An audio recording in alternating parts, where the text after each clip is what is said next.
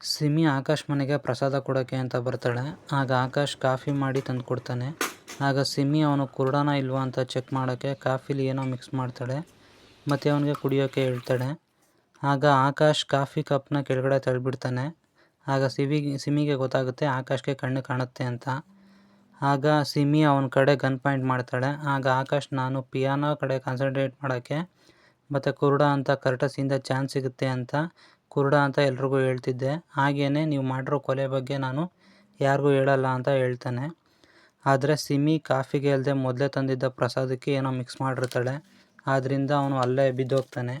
ಈ ಕಡೆ ಸೋಫಿ ಮನೆಗೆ ಬಂದು ಬಾಗಿಲು ಬಡಿತಾಳೆ.